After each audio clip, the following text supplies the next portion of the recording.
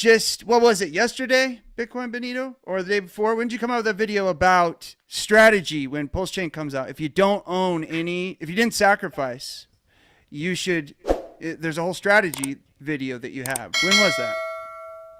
Yeah, it was about 2 days ago that I came out with the video. And great video. Yeah, it's a video where I talk about the different aspects of Pulsechain. Yeah, all the Richard Hart type coins, of how you could get into, like right now, you should buy as much hex as possible. And then when day one comes out, you should then do 35% in PulseX, 35% in Pulsechain, and then 10% in hex. And then liquid loans comes out about a month after Pulsechain releases, right? So then you wait for liquid loans to come out and then put the last 10% into liquid loans. And then that'll be your strategy. Yeah, man. Like balance out, see how they do. Yeah, see how they do, see which one does better, which one does worse. And if you see a coin doing worse, honestly, I would buy more into that. Like, for example, I think at the beginning, at least, PulseX is going to do bad for like maybe the first month. So I would buy more PulseX at the very beginning, because eventually the buy and burn is going to make it increase in value and all that stuff. Yeah, man, your videos are dope, man. I just want to do a quick, like, yeah, man, clap it up for Bitcoin Benito. That linear regression model video on that you did for Xen for the March 15th date, amazing. And then you just did that ChatGPT one, I think yesterday, was dope. I'll be watching all your videos, man. Oh, I need to jump in and interrupt. That was a video I thought,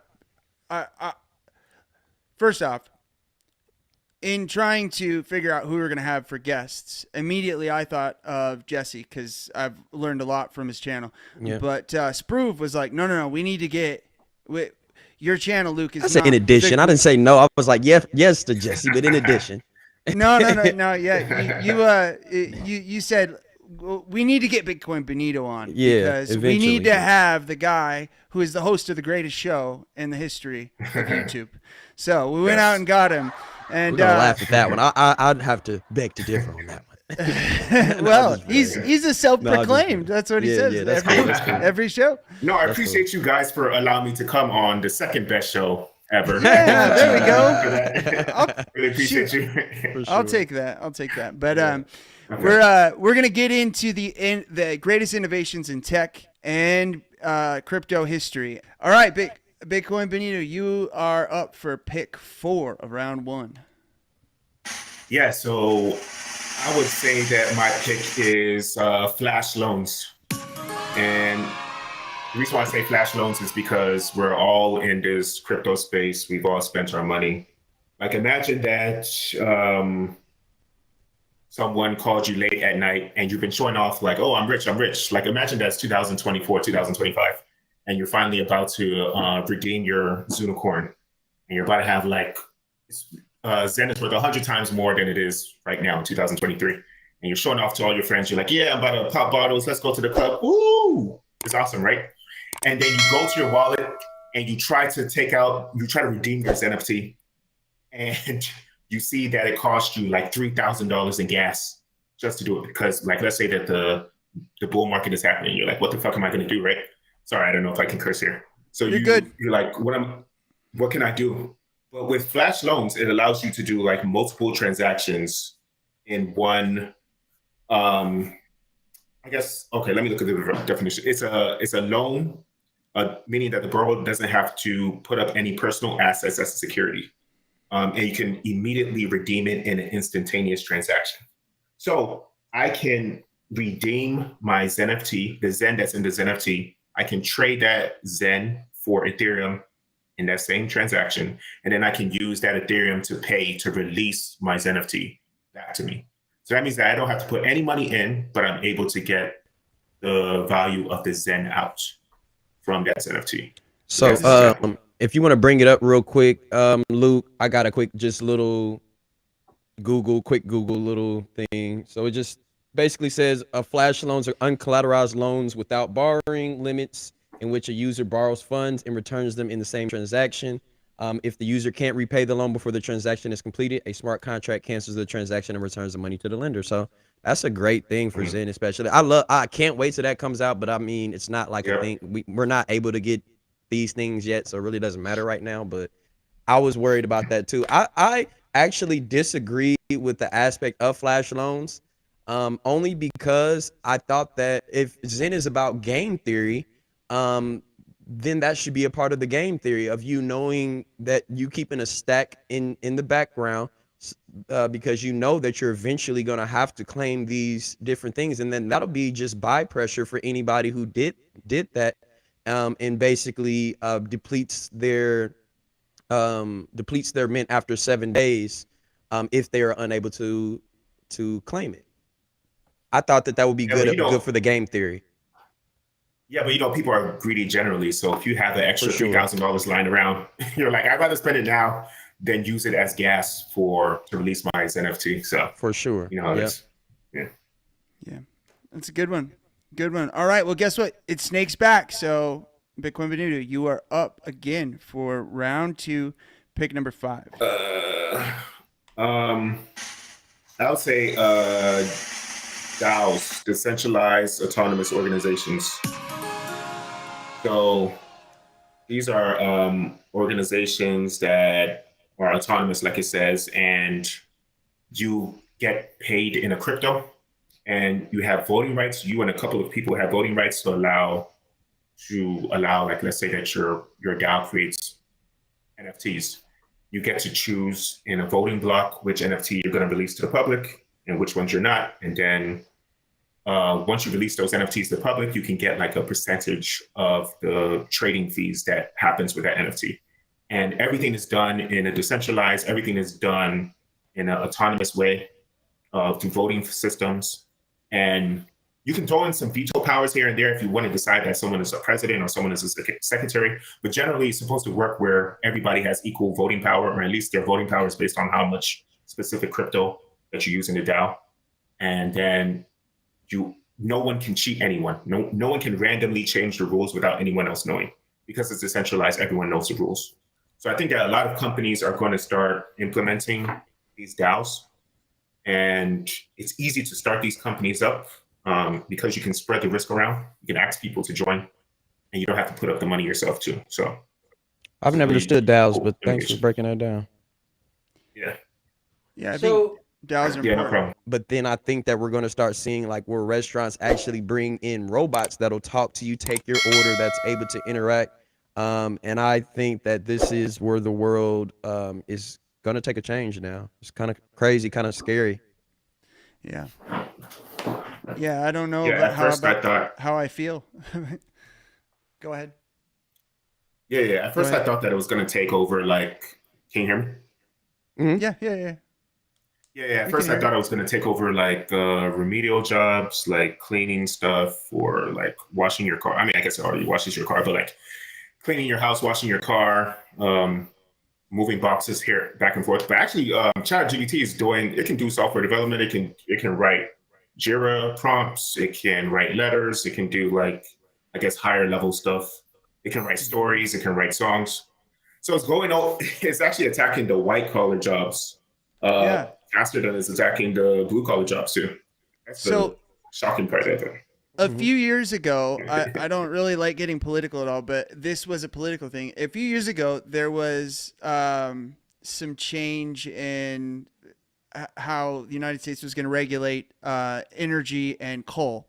And they said to the coal miners who were saying, hey, this is going to kill a bunch of jobs. And there was a Twitter hashtag going around that said, learn to code. And it's just funny that, hey, guess what? There's an innovation that has come along that is now affecting coders more than it is miners. And so I saw a thing that said learn to mine when there was a hashtag about or a comment about ChatGPT. And so pretty funny stuff. All right. Jesse. I think boutique things are going to be back in style too. Like McLarens, for example, they're all made by hand. Even though you could have robots make a car if you want to for like a tenth of the price, you can get, I'm pretty sure it's McLaren or Bugatti that's made by hand. And that's worth $300,000, $400,000. So even though it's handmade and robots don't use it. Yeah. So everybody appreciates the classic handmade stuff, and that's why it goes for more. So the value. So you're saying the value of handmade items will be much more valued, and everybody will pretty much have to learn to make. If you want to make money, you got to learn how to make your own stuff. the secondary That's crazy. market. Pretty Anyway. much, yeah. Bitcoin Benito, you are up. You have the wraparound. I would say, Internet of Things cryptos like Helium. I just put it in the chat. Okay. So Helium allows you to communicate with other devices, multiple devices communicating with one another, and you can host your own. It's pretty much a router that allows these Internet of Things devices to communicate with one another. And the more communications that you do with these devices, you get paid in a token called Helium.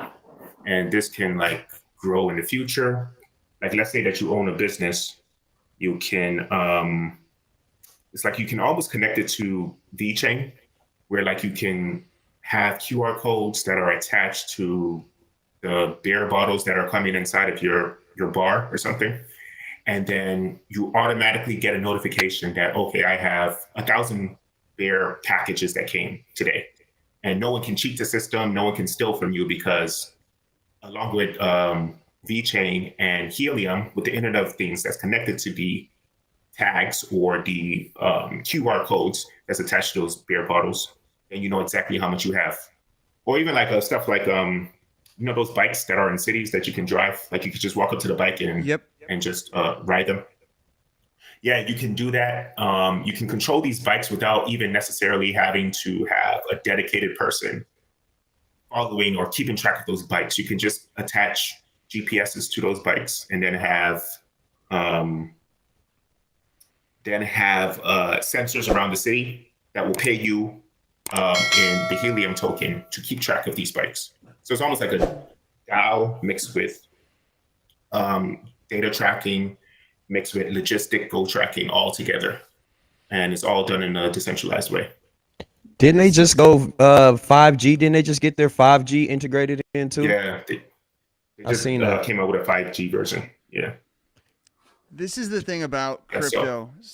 I've heard of Helium, but it's like there's so much to learn, and it's like I've heard about it a bunch of times, but I never learned about it. So I just learned quite a bit. So Yeah, one of my friends that isn't even in crypto, he got one of the you could buy the machines and like mine it with one of the machines, and I'm like, oh, bro, I'm in crypto and I don't even do that. Like, but is that? Have you heard good things about that? That's going through problems right now. Okay, During the I thought bull I heard market, it it was was doing great, but it was going through problems. And now you can even buy the machines. They're selling out everywhere. You can buy the machines, but the machines are like, the good ones are like $3,000, $4,000. And you're making like, especially now during the bear market, you're making like $4 a day. Yeah. So it might not be worth it right now. But in the bull But market, it might you're be making like $60 a day. So, but it might be like Bitcoin where you getting like $4 worth of helium a day, and then 5 years later, helium is the new T-Mobile. Because don't they have something with T-Mobile too? Yep, they may be the new T-Mobile. Oh yeah, maybe. I didn't know. Yeah, I think I know they they got have 5G something. stuff. Yeah, I think they got something with T-Mobile going on. I'm not 100% sure. I think I've seen that somewhere. that's interesting. Yeah. All right, Bitcoin Benito, you are up. It wraps around. My next innovation would be ZK rollups or zero knowledge proofs.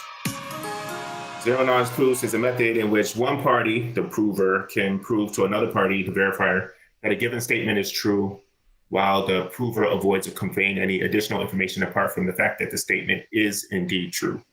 So you can share information with a second party without saying exactly how you came up with that information. Like, let's say that you traded a stock. Let's say that you created a formula that trades a stock. You can prove to that second party that your formula will give you a profit to that stock without revealing the formula that you used to figure that out. And you can do that by using the zero knowledge proof infrastructure or problem.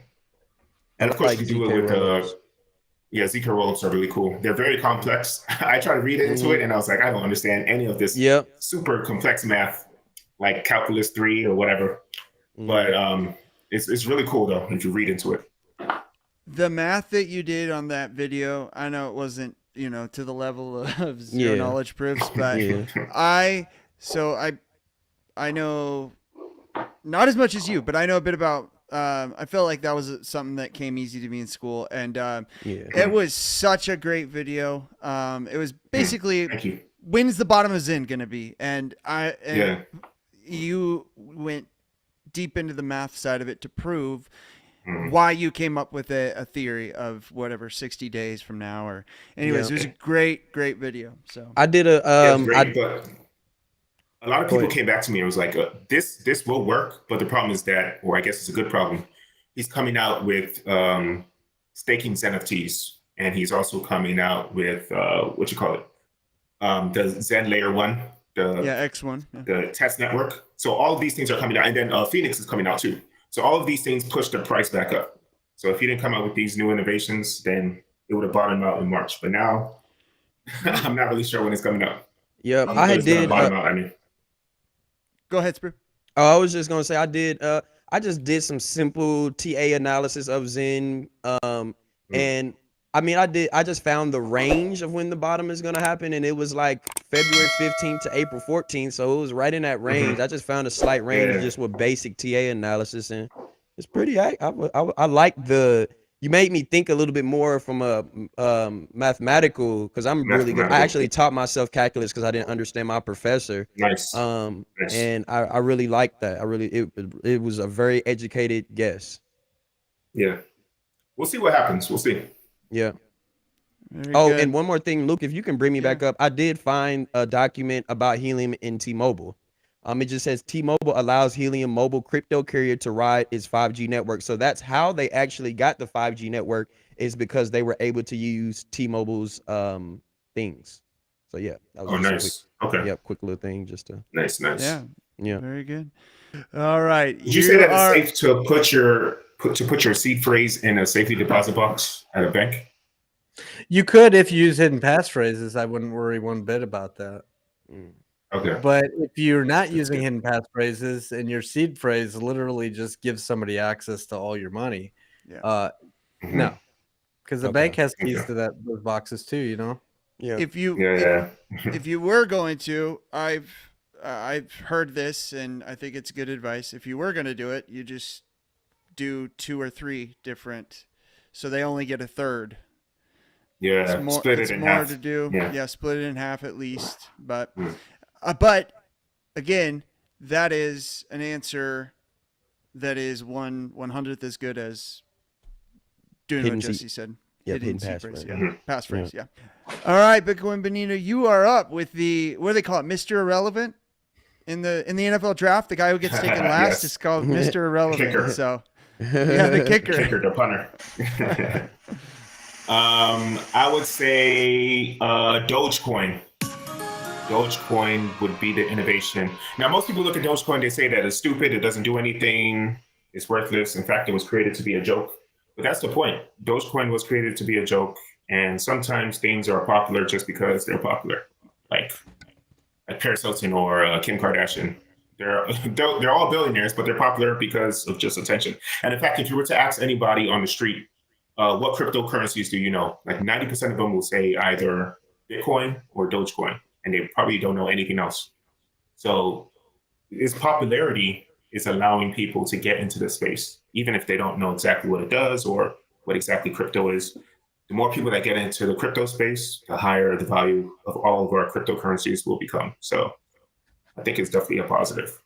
Yeah, absolutely. I think I was shocked. I talked to, again, Jack, and I said, well, there's certain things that just, they're meme coins, that they don't have the most, complex tokenomics, and he interrupted me, and he was like, well, no, that's actually not true for there's the tokenomics behind most meme coins are pretty good, and it's really about getting the word out there. And if that is through a meme coin and it's not going to wreck them, then great. And so I kind of And Jack changed also my mind on that.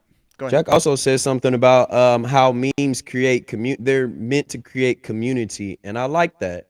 I never thought about it like that, but it creates a community of people in a similar fashion based off of JPEG, which is really dope.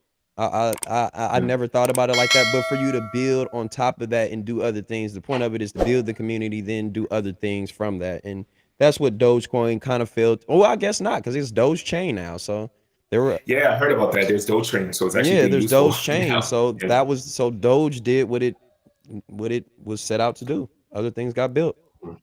Yep. Well, hey, thank you guys for watching. So there will be the graphic I put up here, and you'll be able to go on our Twitter, each one of us. I'll pin it, and then they'll retweet it. You can go and vote who had the best.